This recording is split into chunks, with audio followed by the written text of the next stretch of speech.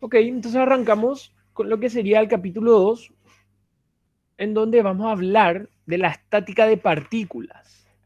Ok, la idea entonces sería entender el efecto que generarían una, dos, tres, más o hasta inclusive n fuerzas sobre una partícula, actuantes sobre una partícula.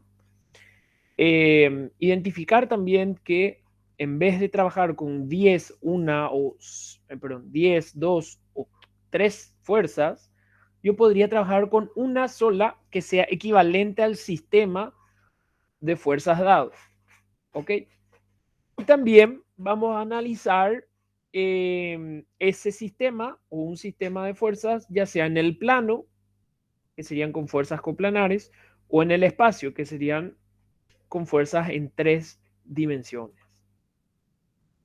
Pero para eso tenemos que entender a qué nos referimos con partícula.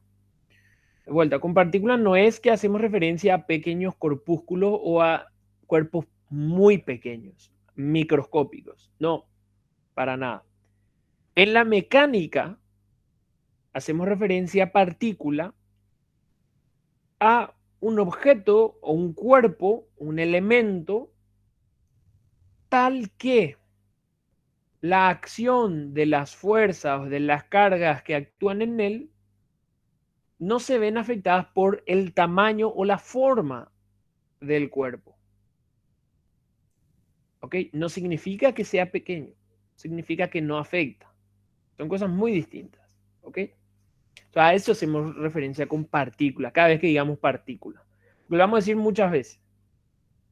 Y por sobre todo hay que entender que se van a considerar que todas esas fuerzas o acciones actúan en un mismo punto. Es por eso que no interfiere la forma ni el tamaño, pero porque ocurre lo del mismo punto. Para rememorar una fuerza sobre una partícula, ¿qué necesita para ser definida? Y bueno, necesita básicamente algunos ítems. ¿Sí? Un punto de aplicación definido, en este caso sería A, el punto A. La magnitud o el módulo quiere decir un valor que me diga qué tan fuerte, qué tan rápido, qué tanto desplazamiento, etcétera, se tiene. En este caso sería 10. La unidad de medida serían libras, 10 libras. Entonces. Y por último sería la dirección. Fíjense que aquí hay una situación. Algunos libros dicen que una fuerza necesita punto, o sea, una fuerza sobre una partícula necesita el punto, aplicación, magnitud y dirección. Hay otros que dirección desdoblan, digamos, dirección y sentido. Eso ya va, depende nada más de autor en autor. Pero en general, con dirección hago referencia a línea de acción, es esta línea puntuada, quiere decir cuál es la dirección de esa fuerza. Y con el sentido hago referencia si va para la derecha, si va para la izquierda, para arriba, para abajo, el noreste, noroeste, etc. ¿Ok? Por ejemplo, aquí vemos en A y B dos fuerzas de 10 libras aplicadas al punto A con la misma dirección o línea de acción, pero sentidos opuestos, ya que este del punto A va para la derecha y para arriba, y en el ítem B va para la izquierda y para abajo.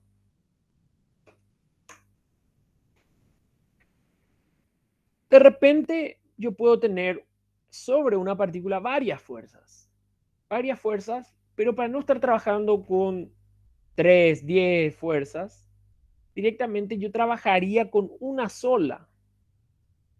¿Para qué? Para de repente facilitar el trabajo, los cálculos o las referencias, etcétera.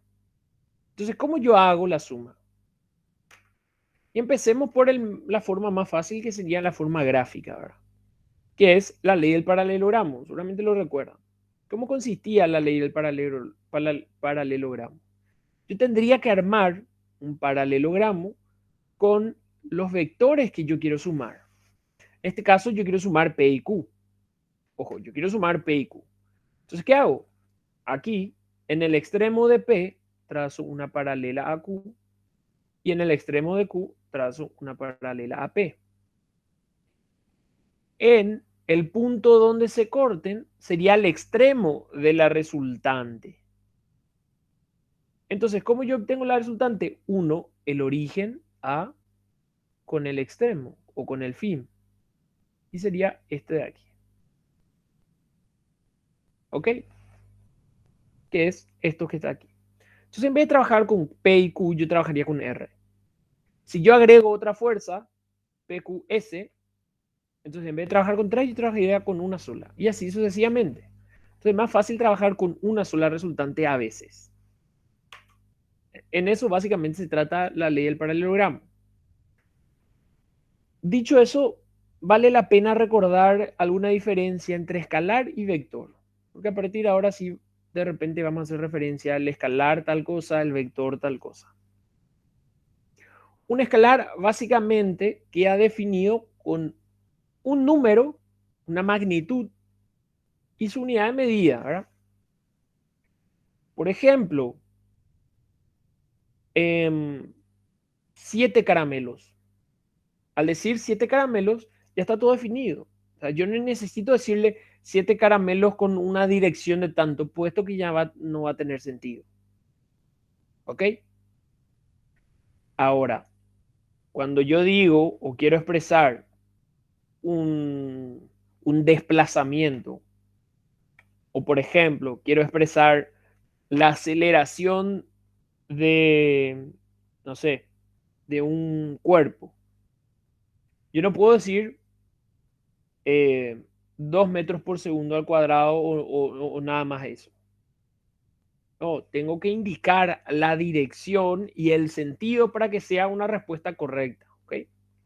Entonces, cuando hablamos de vector, necesitamos además de la magnitud y la unidad de medida, evidente, necesitamos especificar la dirección y el sentido.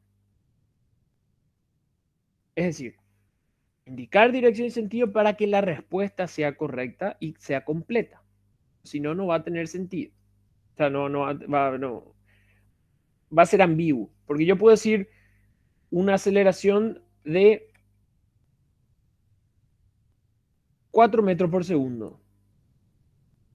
Y yo no voy a saber si esa persona o ese bloque se está alejando de mí, se está acercando, se está yendo a otra dirección, se está yendo a una dirección paralela a mía, siempre que yo no conozca su dirección y sentido. Entonces, hay que especificar eso. Para el caso de una fuerza aplicada, fíjense que además de todo lo que ya dijimos para un vector, se necesita el punto de aplicación. Los vectores se suman según la ley del paralelogramo, eso es ya lo que vimos anteriormente. Y aquí hay un ejemplo: desplazamientos, velocidad, aceleraciones, momentos, todo esto son vectores. Para sumar, volviendo, para sumar, ¿cómo hacíamos? Directamente la ley del paralelogramo. Yo puedo agregar aquí una paralela a Q, agregar aquí una paralela a P, donde se cruzan, entonces sería el vector resultante. O sea, una forma. ¿Ok? Que es lo que establece aquí, la diagonal. Y queda así. Fíjense que si yo quiero sumar P con menos Q, lo único que yo tengo que hacer es escribir gráficamente o dibujar el vector menos Q y luego hacer la suma. La paralela, y este sería el vector P, opa, P menos Q, que no hay secreto. Fíjense que la ley del paralelogramo es útil siempre y cuando estemos trabajando de forma gráfica. No siempre vamos a optar por ese método. ¿Por qué? Porque para que ese método sea preciso, entonces mi gráfica debe ser precisa. Yo tengo que tener un elemento de precisión con el cual yo pueda medir un ángulo o una medida a una escala correspondiente. Entonces, cuando lo hagamos a mano, en general optaremos por un método vectorial. Por ejemplo, de la ley del paralelogramo sale una regla que le conocemos como regla del triángulo, que es básicamente hacer lo mismo pero de una forma un poquito más abreviada. Por ejemplo, aquí trazamos P, luego Q, es decir, trazamos un vector a continuación de otro, siempre los que querramos sumar. Y luego consiste en unir el origen con el fin, el origen con el fin. Y da lo mismo si yo empiezo P y luego Q o empiezo con Q y luego P. La resultante termina siendo exactamente el mismo, con la misma dirección, mismo sentido. Entonces de aquí yo puedo ver que no hace falta que haga el paralelogramo, sino que yo puedo colocar uno a continuación de otro. Y ahí obtengo este de aquí. Después, a continuación, puedo agregarle otro tercer vector. Y ahí obtengo este de aquí. Y agregarle el otro. Y ahí obtengo este de aquí. Entonces, de esta regla yo me puedo dar cuenta que si yo quiero sumar dos más vectores, tan solo tendría que agregar uno detrás de otro hasta agregar todos los vectores que quiera sumar. La resultante de todo eso sería de unir del origen al extremo. Aquí está el caso de qué pasa cuando quiero hacer P menos Q, ¿verdad? Pongo P y pongo el vector menos Q. Aquí está el caso que les había explicado. Entonces, de la regla de triángulo básicamente sale esto: seguir uno detrás de otro hasta terminar de colocar los vectores.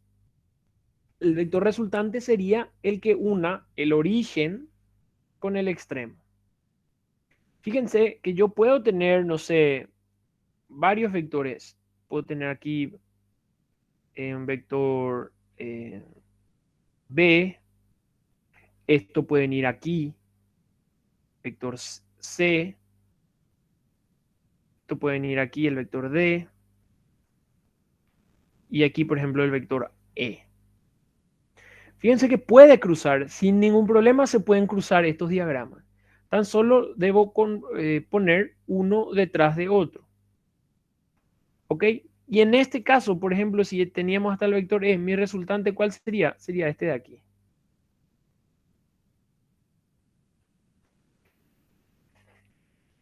Entonces es un método bueno cuando puedo hacerlo gráficamente. Cuando no, se complica un poquito. Entonces, en general yo optaría por una forma un poco vectorial o por componentes rectangulares. Producto de un escalar un vector, bueno, es fácil. Si yo tengo P y lo multiplico por un escalar 1.5P, queda la misma dirección, mismo sentido, pero la magnitud aumentada. Si multiplico por un escalar negativo, entonces queda la misma dirección, sentido opuesto, el sentido es el que se invierte, y la magnitud aumentada. Si multiplico por 2, modificada por 2. Si multiplico por 0,5, entonces modificado por 0,5. Tampoco, eso es un poco de sentido común aún.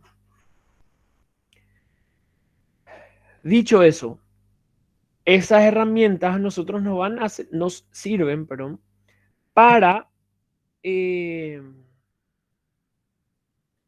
nos sirven para poder determinar eventualmente la resultante de un sistema de fuerzas o de varias fuerzas que concurren en un punto o que están aplicados en un punto. Por ejemplo, en este caso, P, Q y S. Quiero calcular la resultante, es poner P, Q, S.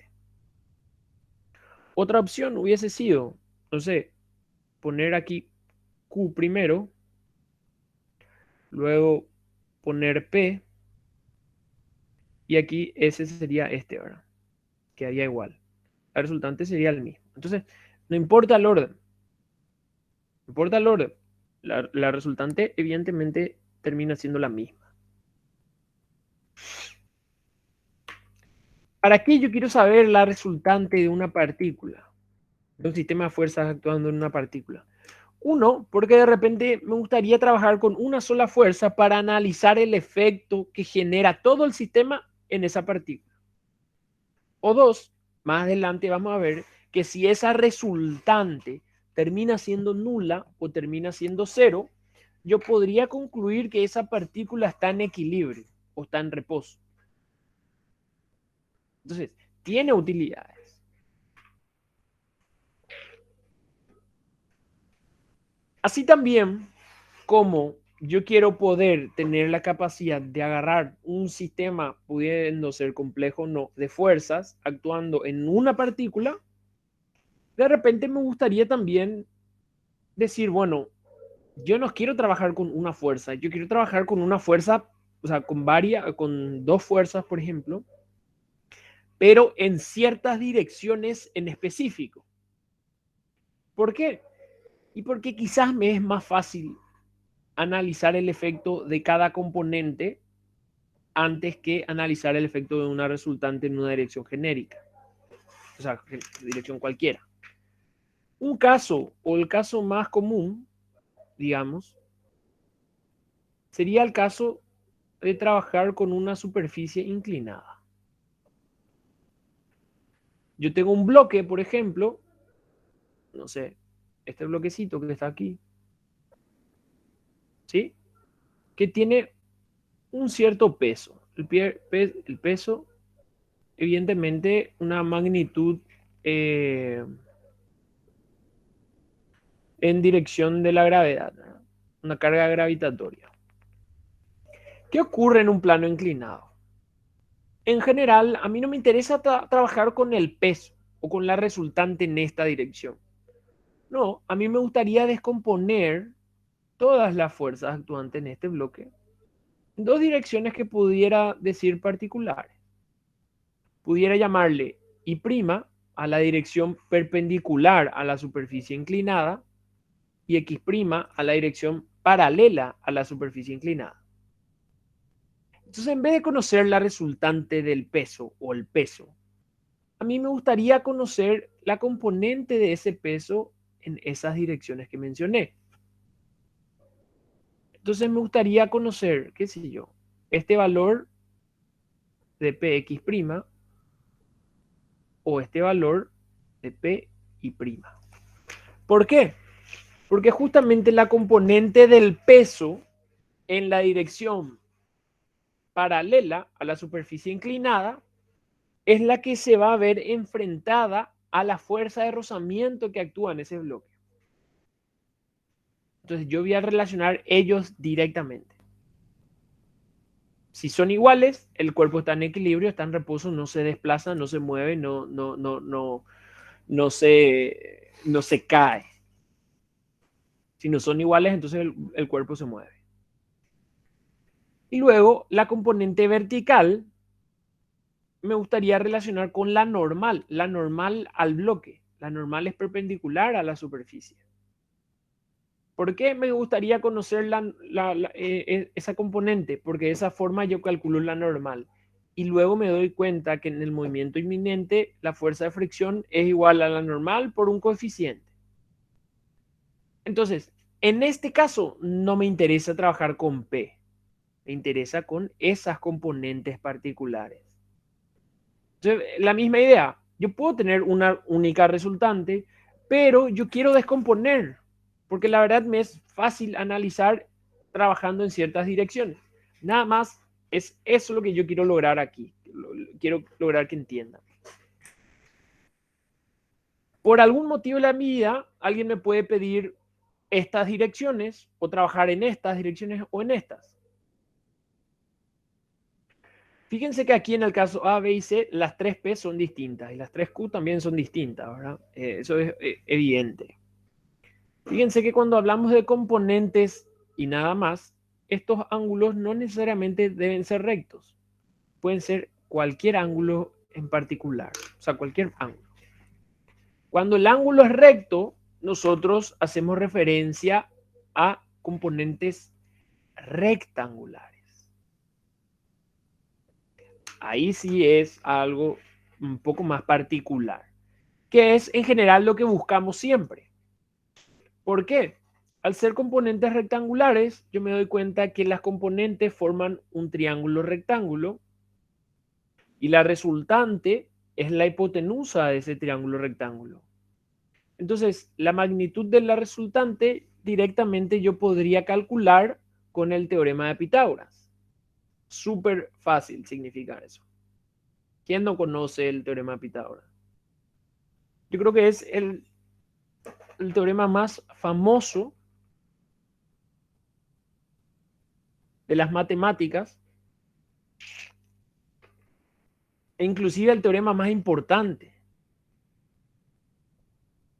Algo súper simple, yo diría que es el teorema más importante o uno de los más importantes. Me arriesgo y le pondría en el top 3. ¿Ok? Entonces, ese es el beneficio de trabajar con componentes rectangulares. Cuando son componentes arbitrarios, como el caso B o el caso C, usamos el teorema del coseno, que es una derivación del teorema de Pitágoras al fin y al cabo. Volvamos aquí. Hay una cuestión, aprovechando, porque sé que después de esto ustedes van a leer el libro, ¿verdad? ¿Qué pasa en el libro? Cuando yo digo vector F, un vector fuerza F, yo simbolizo de esta forma. F y una flechita arriba. Eso me indica que voy a escribir un vector. En el libro, ¿cómo aparece? En el libro aparece de esta forma. Aparece la F, pero la F está en negrita. La F está así, en negrita. Cuando el libro escribe la F o el vector en negrita, significa que es un vector. Ojo, cuando lean van a darse cuenta de eso. No significa que es un escalar. Significa que es un vector. Esa es la simbología que le da en el libro. Aquí se ve que está en negrita. Ojo. Cuando dice fx, la componente fx, componente vectorial, en el libro dice fx, pero en negrita. ¿Ok? Aquí estoy exagerando la negrita, ¿verdad? Fx en negrita. Nada más para recordarles. Entonces yo puedo tener una fuerza resultante, o sea, una fuerza resultante o una fuerza, y descomponer en sus componentes rectangulares x e y. ¿Ok?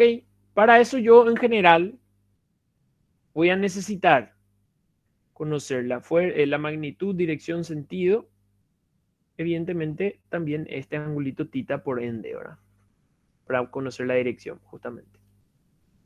¿Cómo obtengo fx? Sería agarrar esto y hacerlo acostar. Es decir, proyectar en la dirección horizontal. Sería f coseno de tita. ¿Cómo obtengo fi? En este caso, con este ángulo, porque hay veces que me da otro ángulo, en este caso fi sería f seno de tita. Fx sería f coseno de tita. ¿Ok? Si me da este ángulo, entonces sería al revés. Fx sería seno de beta y fi sería coseno de beta. Entonces no memoricen. Siempre tienen que entender lo que se hace. ¿Qué pasa cuando trabajamos entonces con componentes rectangulares? Fíjense que las direcciones de los ejes X e Y pueden ser cualquiera. A ver, puede ser horizontal y vertical. Pueden estar inclinados, como el caso de una superficie inclinada. O sea, yo le puedo dar la inclinación y orientación que yo quiera, de acuerdo a la conveniencia, ¿verdad? Entonces, ¿qué ocurre? Cuando nosotros tenemos eh, eh, o cuando trabajamos con componentes rectangulares, la idea es esta. La idea es expresar esta fuerza de una forma un poco más simple. Vamos a hacer con fx y fi nomás de momento.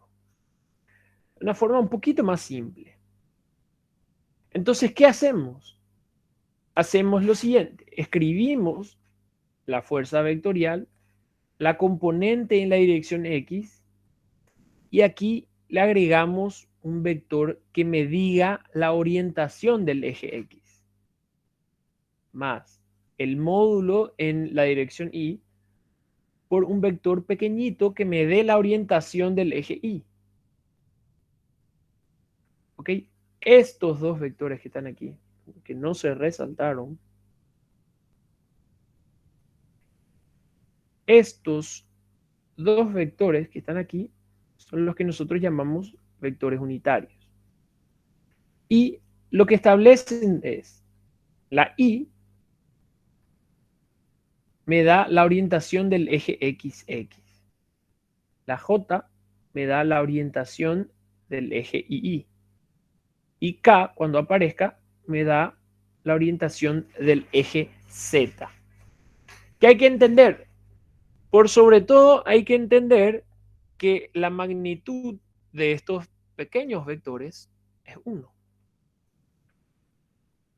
porque son unitarios. Sencillo. De vuelta. Y J y K son vectores. Son vectores. Entonces, yo lo puedo representar así.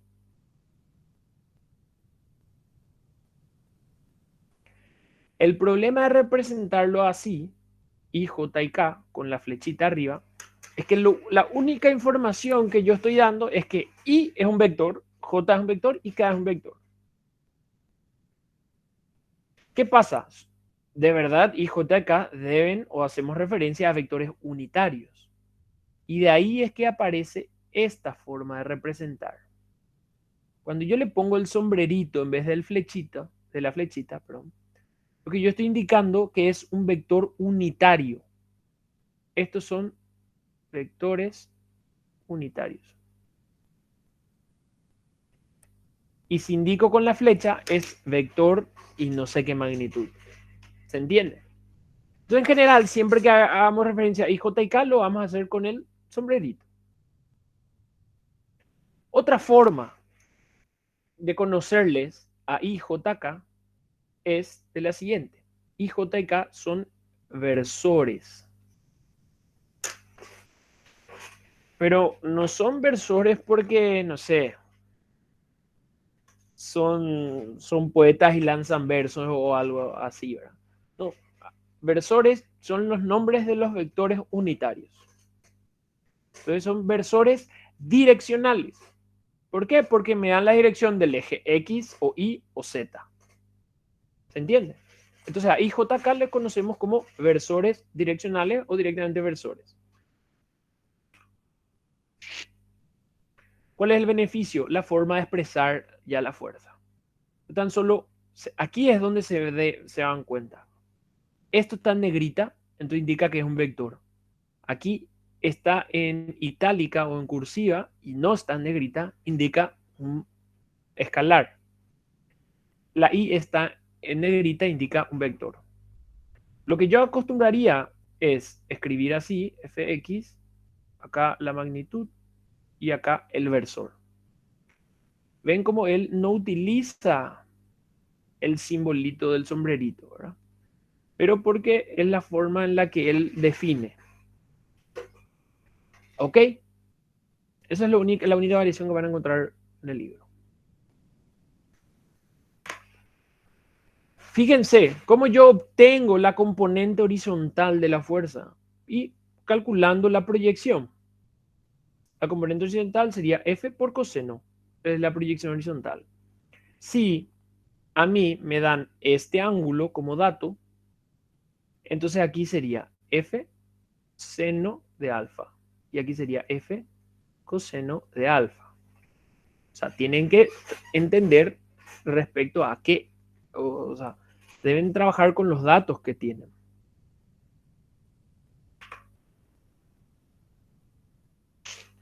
Ok, vamos a tratar de ver este ejemplo. Supongamos yo tengo una fuerza aplicada en A con una cierta magnitud F y una dirección o una orientación θ. Esos dos valores yo no conozco. Es decir, F no tengo idea y θ tampoco. Y es lo que me pide calcular. Pero sí que me da dato, me da los valores de las componentes. ¿Ok? Me dice fx serían 700 en I, libras, y fi serían 1500 en J, y al final en general le ponemos la unidad de medida, libras. Entonces, ¿qué es lo primero a hacer? Es lo primero que podemos hacer. Y lo primero podría ser, por ejemplo, calcular la fuerza F. Pero calcular... Eh, perdón, ¿puedo escribirlo de forma vectorial? Sí, puedo escribirlo. ¿Cómo? ¿Se acuerdan que les dije esta forma, verdad? Entonces nada más yo tendría que poner 700i más 1500j. ¿Ok? Como son o corresponden a versores distintos, yo no puedo sumar 700 y 1500. Directamente esta es la forma vectorial. Ahora, si alguien me dice, ¿cuánto vale la fuerza F? 700i más 1500j. Tiene sentido absoluto. O sea, a mí, a una persona normal no le interesa eso. Él quiere saber el valor. Entonces, ¿cómo calculo la magnitud de F? Bueno, eso es otra cosa. Entonces, para calcular la magnitud, yo les había dicho que la ventaja de tener componentes rectangulares es que yo puedo aplicar directamente el teorema de Pitágoras. Es decir, cateto al cuadrado más el otro cateto al cuadrado es igual a la hipotenusa al cuadrado. Entonces, sería fx al cuadrado, fi al cuadrado, todo eso raíz. Ese paréntesis no sé por qué le puse. Sería 700 al cuadrado, 1500 al cuadrado, raíz. Y de ahí lo que yo obtendría sería la magnitud de f. ¿Ok?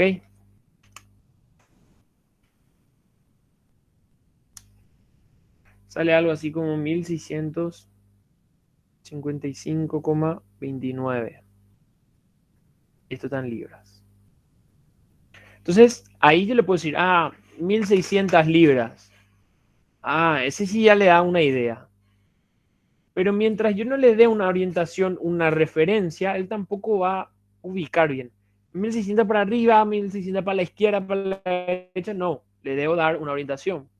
Entonces, calculo el ángulo tita, por ejemplo, si es para corresponder a este esquema. ¿Cómo calcularía? Y bueno, tangente de tita sería cateto opuesto. ¿Cuánto vale eso? 1500. Dividido cateto adyacente. ¿Cuánto vale eso? 700. Y de ahí yo puedo sacar tita. Entonces, 1500 dividido 700, arctangente de eso y sale, no sé, 64,98, por ejemplo. Entonces ahí sí ya tengo una respuesta correcta. Entonces, de repente él me va a preguntar, quería borrar, él de repente me va a preguntar cuánto vale y yo le puedo decir, bueno, la fuerza es de 1655, no sé cuánto era, 29. 29, gracias, libras. Y le puedo indicar, por ejemplo, esquemáticamente aquí una referencia para que él sepa que el ángulo que estoy midiendo es desde la horizontal, en sentido horario. Y este salía a 64,98. Esto, por ejemplo, es una forma de responder. No es la forma vectorial, pero es una forma. Cuando yo indico la forma vectorial, entonces yo indicaría de esta forma: 700 I más, voy a borrar más eso ahí. 700i más 1500j. Y esto es en libra. Cuando yo indico la forma vectorial, ya no hace falta que yo indique el ángulo, puesto que yo ya le estoy dando las componentes. Esto no es fácil de ver. Entonces, otra forma de expresar de forma vectorial es indicar aquí afuera la magnitud de 1600 no sé cuántas libras y aquí multiplicar por lo que serían las componentes. Pero para poner aquí un número debería ser esta fórmula. El módulo por componente en X dividido el módulo más componente en Y dividido el módulo. Es decir, aquí debería ser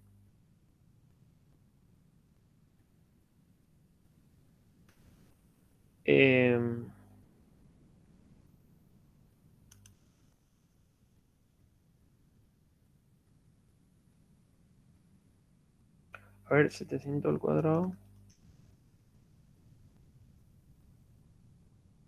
Entonces sería 700 dividido 1600.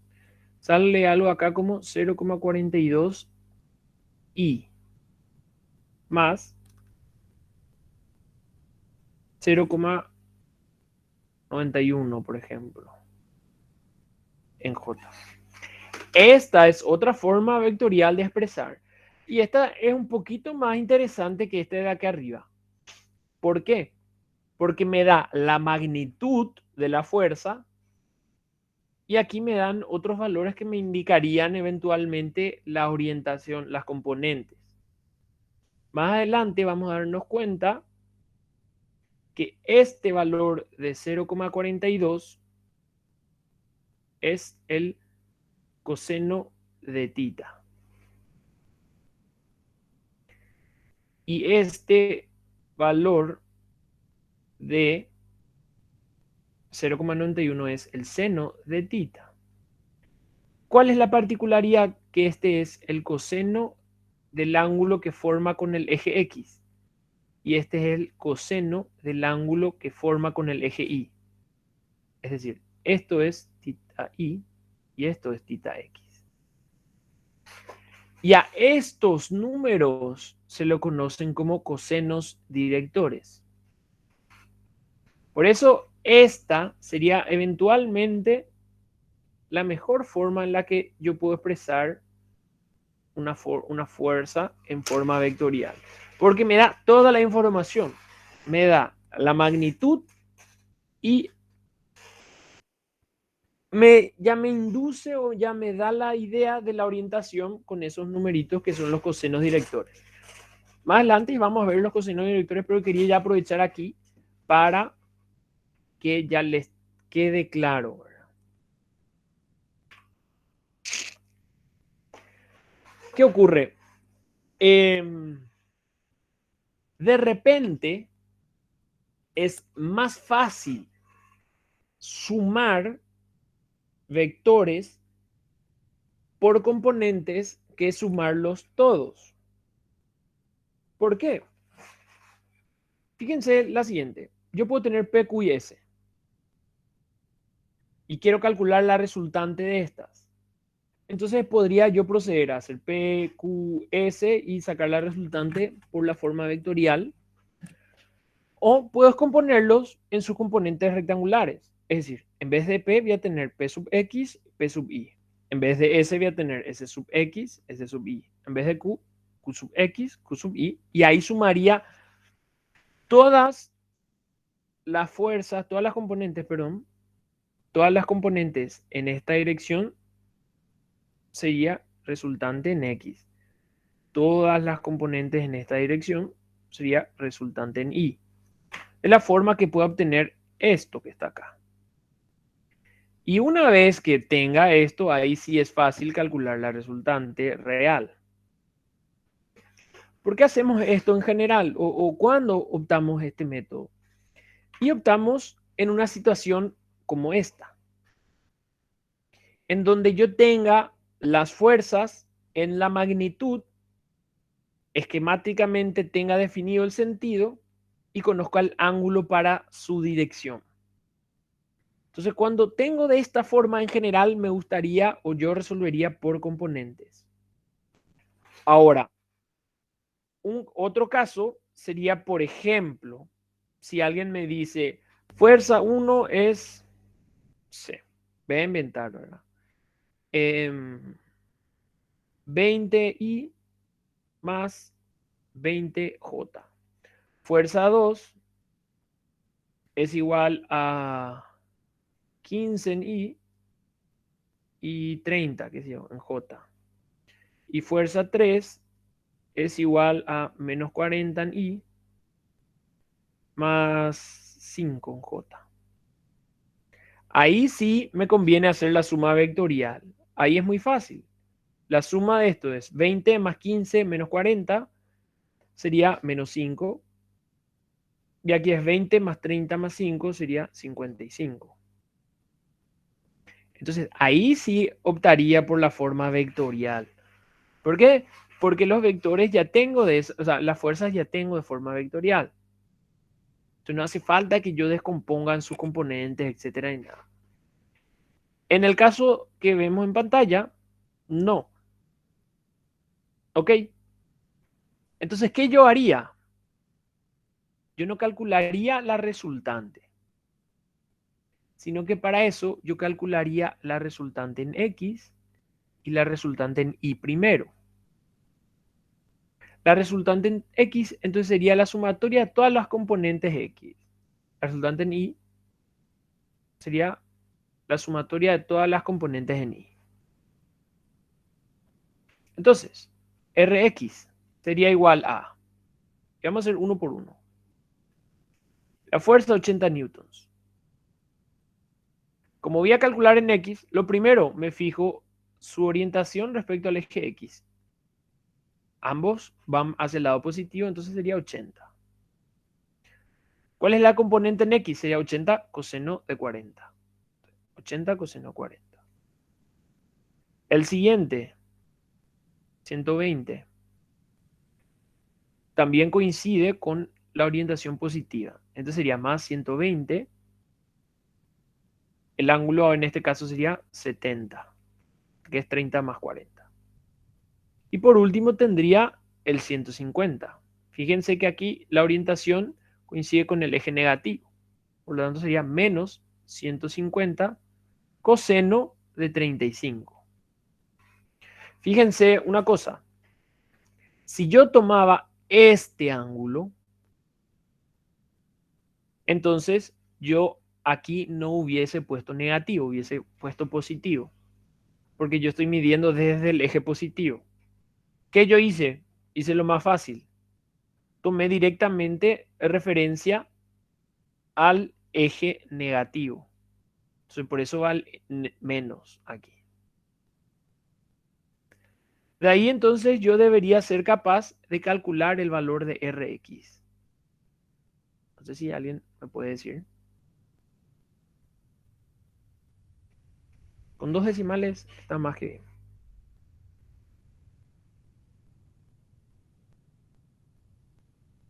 Negativo 57,48, profe. Menos 57,48 newtons. ¿A alguien más le sale eso? Vamos a asumir que está ahí. RI, ¿cómo sería? Sería hacer exactamente el mismo procedimiento. Entonces, 80, en este caso, seno de tita, o sea, seno de 40. La otra fuerza es el de 120, también coincide con el eje positivo, entonces es más, seno de 70. Y por último está el valor de 150, coincide con la dirección positiva de I. Entonces es más, 150 seno de 35. Entonces no quieran generalizar si es que acá hay negativo, acá siempre va a ser negativo. No. ¿Ok? No Profe, sí. puse 12 en el anterior y es 120. Y Sale diferente. Menos 20,55 sería. Newton. Ok, gracias.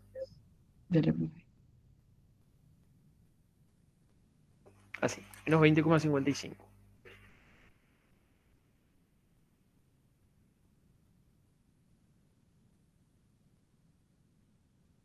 RI, una vez que tengamos.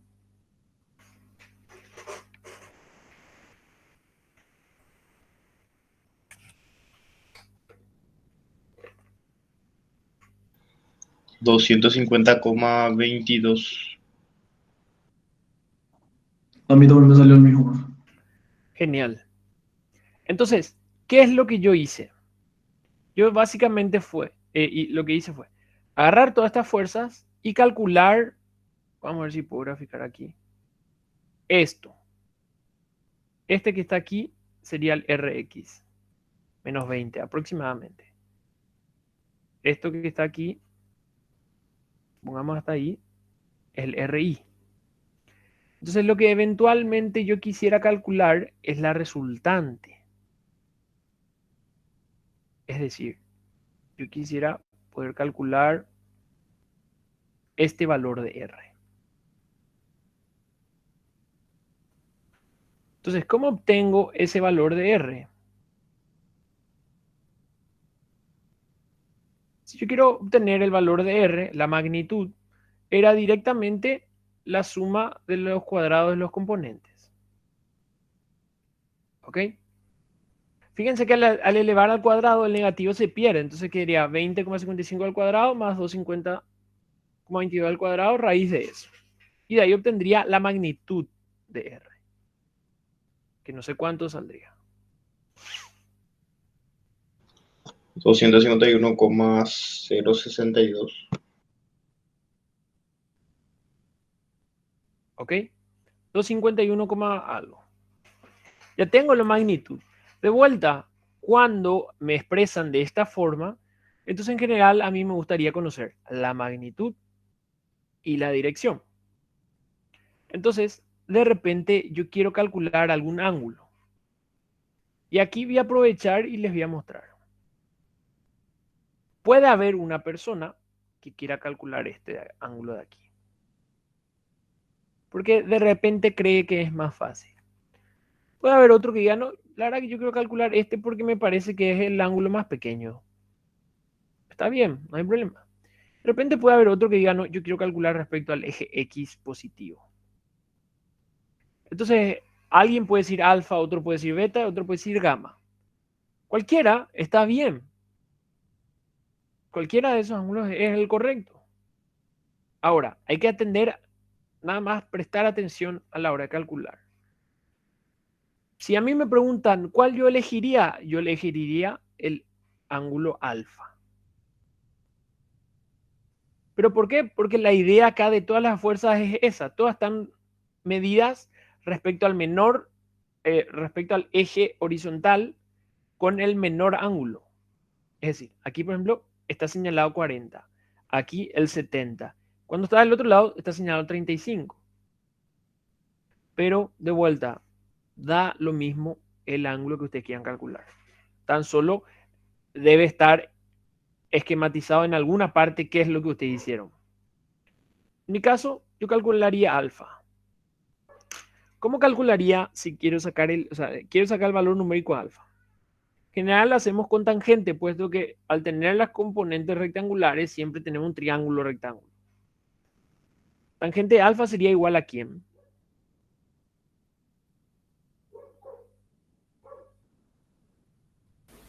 R de I sobre R de X. Aprovechando eso, ¿verdad? Estrictamente hablando, no es RI sobre RX. Es 250 dividido 20,55. ¿Por qué? Porque si yo hago RI sobre RX, ahí va a salir un número negativo. ¿Ok? Mientras que el ángulo alfa que yo estoy determinando aquí, no importa, no tengo en cuenta la dirección, la orientación, si va en sentido horario o en antihorario. No, yo ya esquematicé aquí, es este alfa. Entonces, el tangente de esto sería este valor, que es 250, no sé cuánto, dividido este valor, que es 20. Porque ya sale del análisis de una geometría, de un triangulito, de unas medidas geométricas. Ahora, si yo quiero tomar de forma genérica, ahí sí puedo hacer lo que dijo el compañero, RI sobre RX siempre va a estar referido respecto a un eje en específico, ¿verdad? El problema de eso es que si no sabemos interpretar ese resultado,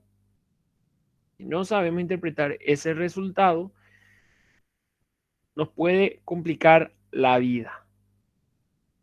¿Ok? Vamos a hacer primero esto que hice aquí. ¿Cuánto sale alfa así?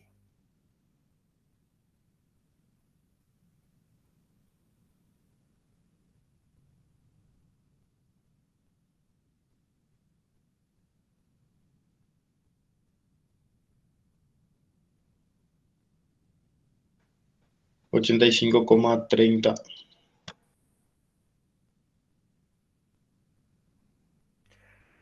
¿Cuánto sale si pongo RI sobre RX? Es decir, con su signo.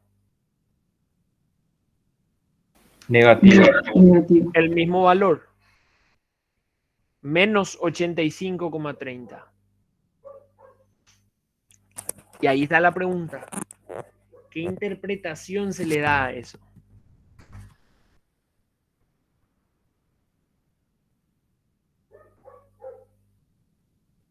Significa, ojo, está muy complicado. Porque fíjense, si yo hago desde acá nomás, por ejemplo, menos 85, ¿verdad? Yo hubiese querido poner este valor de R.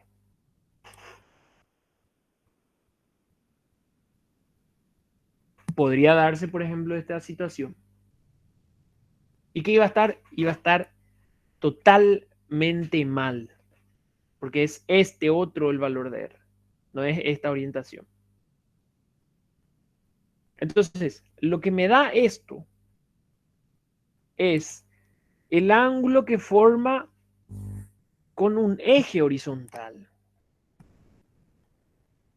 Si es positivo es antihorario. Si es negativo es horario. Pero respecto al eje en sí. Entonces, ese otro ángulo que yo calculé es este de aquí. Es por eso que yo les digo, es más fácil trabajar con magnitudes y no con los signos para el tema de calcular ángulos. Para evitar entrar o sea, para evitar correr este riesgo de aquí, de interpretar mal un resultado y con eso hacer mal, ¿verdad? Entonces, de repente, yo quiero expresar ahora. Y una forma de expresar de vuelta podría ser R igual a 251,06 newtons. Y yo puedo indicar que es este el ángulo alfa que yo calculé. Y aquí el lado alfa, el ángulo alfa 85,30 grados. ¿Sí? Si alguien indicó beta, entonces tranquilamente él puede hacer un esquema aquí. Fíjense que esto no está estipulado en un libro, pero la idea es que alguien vea y pueda darle una interpretación. Ah, ahora entiendo. ¿Okay? Se tiene que hacer que alguien entienda. Eso es lo que pasa. Otra forma podría ser esto. Perdón.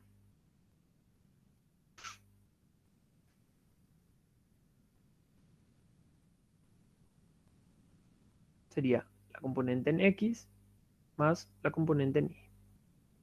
Es decir, menos 20,55 en versor Y más 250,22 versor J. Y ahí al final la unidad de medida. Cuando lo expresamos de vuelta, repito, cuando lo expresamos de forma vectorial, entonces no hace falta indicar el ángulo de inclinación. Porque yo ya le doy la orientación o las componentes.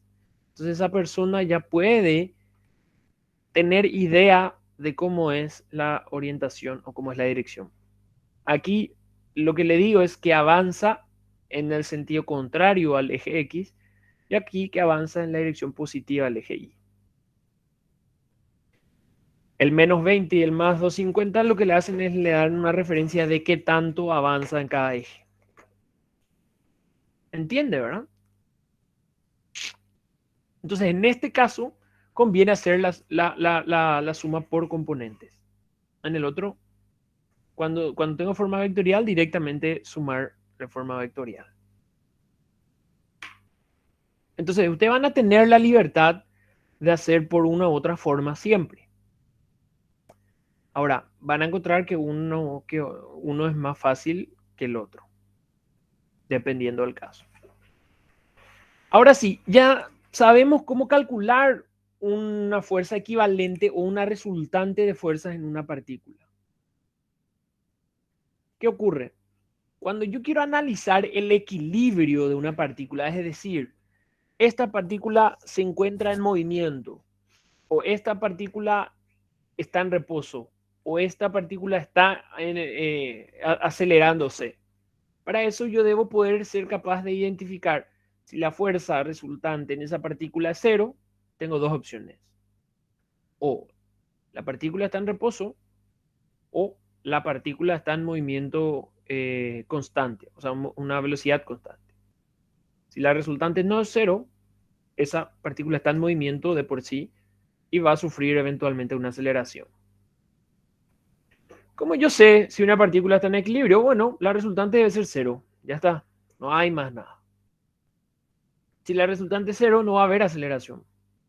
Si no hay aceleración, no se varía el estado inicial de la partícula. Entonces, si la partícula estaba inicialmente en reposo, va a seguir en reposo. Si está en movimiento constante, va a seguir en un movimiento constante. Para eso les puse aquí la primera ley de Newton, ¿verdad? Para recordar del movimiento, ¿verdad? Entonces, ¿qué voy a tener en un sistema de partículas? Por ejemplo, en el sistema de fuerza en una partícula. Por ejemplo, este caso, tengo F1, F2, F3, F4, todas las orientaciones, fuerzas, magnitudes, etc. Puedo hacerlo gráficamente, que no es recomendable, pero lo puedo hacer. Y lo que me voy a percatar es que si está en equilibrio, este polígono se debe cerrar. Es decir, el punto inicial y el punto final coinciden. Si no se cierra esto, no está en equilibrio. ¿Ok? Si no se cierra, no está en equilibrio. Entonces, de repente alguien me podría decir, calcular R para que esté en equilibrio, y me daba F1, F2 y F3. Entonces, yo ponía F1, F2 y F3. Y este era el punto final. O calcular una fuerza F4 para que esté en equilibrio. Entonces, si yo hacía gráficamente, yo iba a saber ya de entrada, para que esté en equilibrio, esto se debe cerrar. Este es F4. Agarro mi regla, mido cuánto mide, agarro ¿cómo se llamaba? Semicírculo. El semicírculo para sacar el ángulo y tengo la orientación y ya está. Ya sé cuánto vale F4 y su orientación. Pero, de vuelta, hacerlo gráficamente no tiene sentido. Entonces, ¿cómo yo haría? ¿Cómo yo puedo generalizar el equilibrio en una partícula? Sencillamente diciendo que la sumatoria de fuerzas, que es la resultante, debe ser cero. Ya está. Si la resultante es cero, ya es cero. ¿Qué pasa? Aquí es un poco difícil calcular la resultante de por sí. Es más fácil hacerlo por componentes. Y bueno, está bien. Si yo sé que la resultante es cero, eso implica que la resultante en X sea cero y la resultante en Y sea cero. Entonces, si hago vectorialmente, la resultante debe ser cero. Si hago por componentes, las componentes deben ser cero. De ahí nace algo súper importante, que es esto, ¿verdad? La resultante cero o las componentes cero. ¿Qué es lo súper importante aquí? Y es que cuando yo analizo una partícula, para ver si está en equilibrio o no, yo puedo plantear dos ecuaciones como máximo. Quiere decir que yo puedo tener dos incógnitas más. Si tengo más de dos incógnitas, yo no voy a poder resolver el sistema por partícula.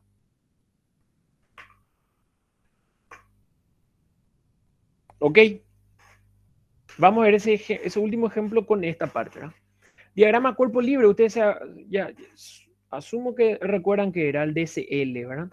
El DCL básicamente es un esquema de fuerzas que actúan en un cuerpo.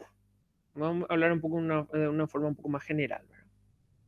Pero, ¿de dónde saco eso? Y saco de lo que pasa en la realidad o de, como puede ser la situación más común, de un diagrama espacial. Por ejemplo, tengo esta situación. Esto que está aquí evidentemente ya es una esquematización de la realidad. Podemos llamar diagrama espacial. Es decir, me da a entender qué es lo que está pasando. ¿Sí? Hay dos personajes que por medio de poleas y cables tratan de sostener una caja que o van a sacar del camión o lo van a cargar al camión. Nadie sabe. ¿Ok? Entonces, esto sería un diagrama espacial que sería algo que me haga referencia para entender lo que es el fenómeno, ¿verdad? Analizar. Ahora, si yo quiero hacer un diagrama cuerpo libre, entonces debo encontrar cuál es el cuerpo que me va a reflejar todas las fuerzas que a mí me interesan. En este caso yo veo que este cable se conecta en A, este cable se conecta en A y este cable se conecta en A. Entonces un punto interesante para analizar es el nudo A. Y ahí nace lo que es el diagrama cuerpo libre del nudo A. ¿Ok? Entonces, establezco el nudo A y veo toda la fuerza. El peso de la caja. El peso de la caja. Como estos son cables, la dirección de las fuerzas en los cables es directamente la línea del cable. Entonces tengo tensión AB y tensión AC con esas orientaciones. Y ahí puedo decir, ah, bueno, este es el diagrama de cuerpo libre del nudo A. Si yo, por ejemplo, les digo, bueno, calcular la fuerza en los cables para que la caja esté tan solo sostenida, es decir, ellos estén atajando la caja.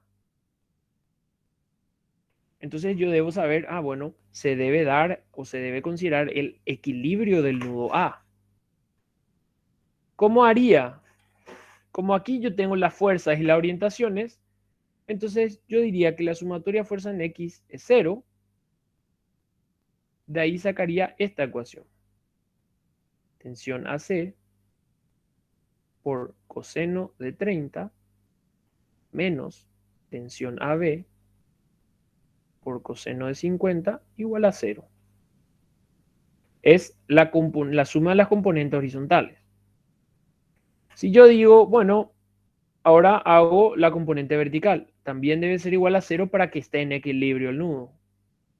Entonces sería TAC seno de 30 más TAB seno de 50 y paso del otro lado el peso que sería 736.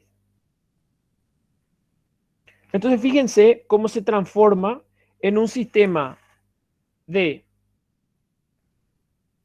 a ver dónde puedo hacer, voy a hacer en otros colores, dos ecuaciones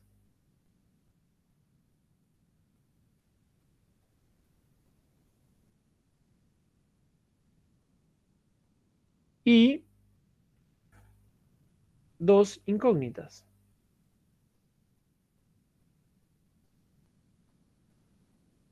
Entonces es algo que yo puedo resolver. Es fácil de resolver. Dos ecuaciones, dos incógnitas, se resuelve.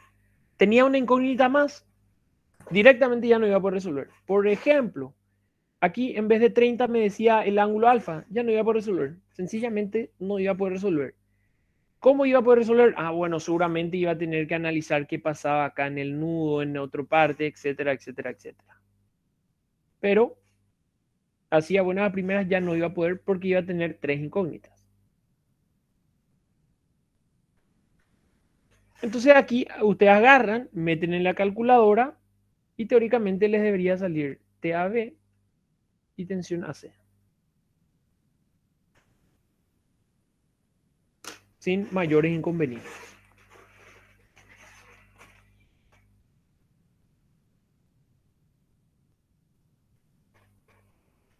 ¿Ok? Queda clara entonces la utilización, ¿verdad? Se van a dar cuenta, hay veces conviene hacerlo por componentes, hay veces que no. Conviene hacerlo por componentes cuando yo tengo las fuerzas de esta forma. La magnitud y el angulito. Conviene hacerlo vectorial cuando las fuerzas ya la tengo de forma vectorial.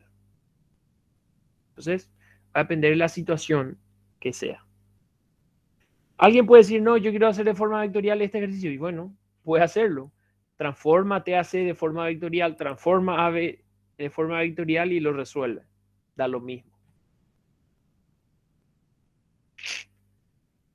Solo que uno va a tardar 5 minutos y el otro va a tardar 15 minutos. ¿Ok? No sé si hay alguna consulta. En el caso que no haya consultas, la clase de hoy sería netamente hasta aquí, ¿verdad? Estaríamos continuando lo que haga falta el día de mañana. Esto ustedes lo pueden terminar, ¿verdad? En el sistema de ecuaciones donde incógnitas agarran la calculadora gris y meten y ya sale.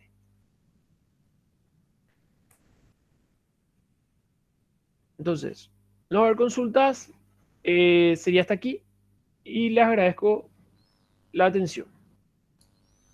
Dale, profe. Dale, profe, gracias. Eh, Gracias, profe. Más tarde, después de que llamaste la lista.